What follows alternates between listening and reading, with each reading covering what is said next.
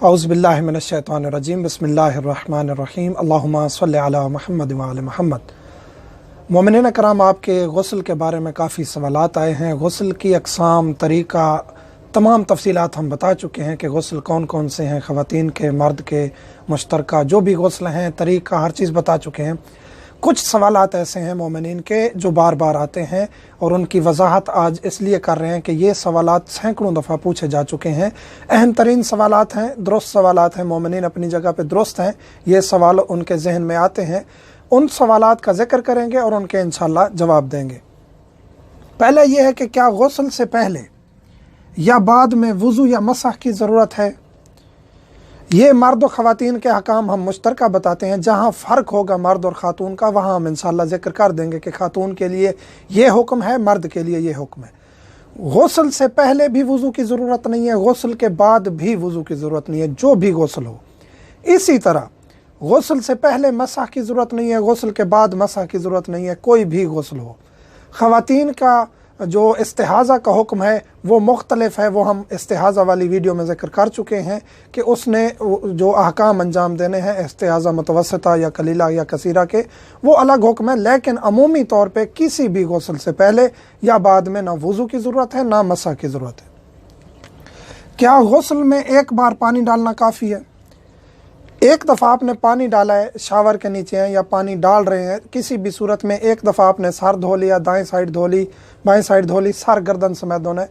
एक एक दफ़ा धो लिया, यकीन हो गया कि निजासत जिस्म पे नहीं थी, धो लिया है तो गुस्ल हो चुका है।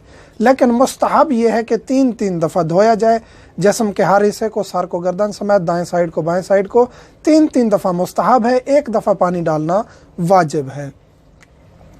खड़े होकर या कपड़ों में गुस्ल करना कैसा है? बाज़ मोमिनीन पूछते हैं कि खड़े होकर हम गुस्ल कर रहे हैं, क्या ये दुरुस्त है? दुरुस्त है। बैठ के गुस्ल कर रहे हैं, दुरुस्त है। खड़े होकर, बैठ के, किसी भी सूरत में गुस्ल करना दुरुस्त है। और इसी तरह कपड़े पहने हुए हैं, एक बंदा कपड़े पहने हुए है, वो गुस्ल करना चाहता है, कर सकता है। यकीन हो कि हमारे जिस्म का हर हिस्सा धुल चुका है तो गुस्ल आपका दुरुस्त है। गुस्ल की नीयत कैसे करनी है, ये सवाल बहुत ज़्यादा किया जाता है। कोई भी गुस्ल हो, हैज़ है, नफास है, इस्तिहाज़ा है, जनाबत है, मस मैयत है, फ़कत जहन में ये हो कि मैं कौन सा गुस्ल कर रहा हूँ या कर रही हूँ, कुर्बतन इलल्लाह, बस यही नीयत है।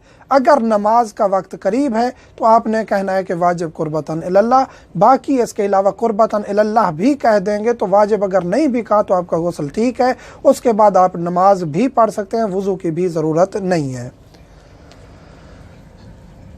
वाजिब कहना भी ज़रूरी नहीं है। अगर आप वाजिब कहेंगे नमाज का वक्त करीब है तो उसी के साथ आप नमाज पढ़ सकते हैं, लेकिन वाजिब कहना भी ज़रूरी नहीं है, वाजिब कहना ज़रूरी नहीं है।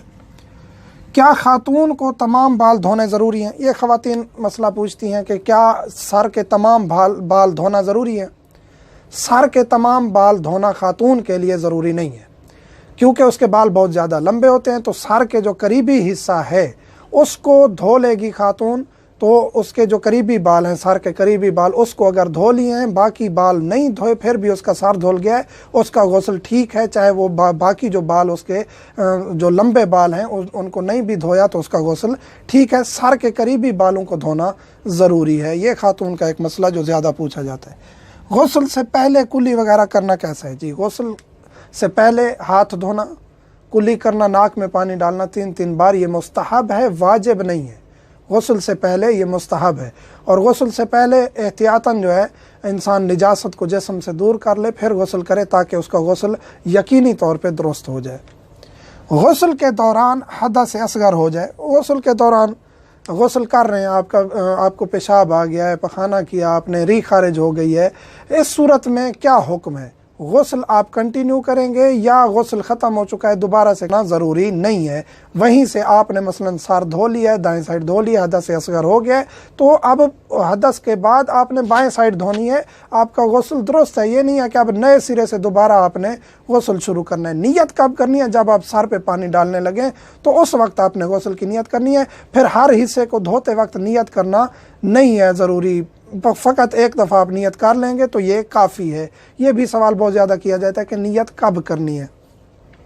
गुस्ल के दौरान हदस असगर हो जाए, यानी हदस असगर की वजाहत कर चुके हैं कि जिन चीज़ों से वज़ू टूट जाता है, री खारिज हुए, पेशाब आ गया, पखाना आ गया, तो इस सूरत में आपने वहीं से गुस्ल को कंटिन्यू करना है, नए सिरे से गुस्ल नहीं करना। हाँ, इस गुस्ल में एक फ़र्क यह है कि यह गुस्ल तो आपका दुरुस्त हो जाएगा, लेकिन इस गुस्ल से आप नमाज नहीं पढ़ सकते, क्योंकि आपके गुस्ल के दौरान हदस असगर हो गया था। इस गुस्ल के बाद आप नमाज के लिए वज़ू करेंगे, बाकी आपका गुस्ल वहीं से कंटिन्यू करेंगे और गुस्ल भी ठीक है, नमाज के लिए आपको वज़ू करना पड़ेगा। ये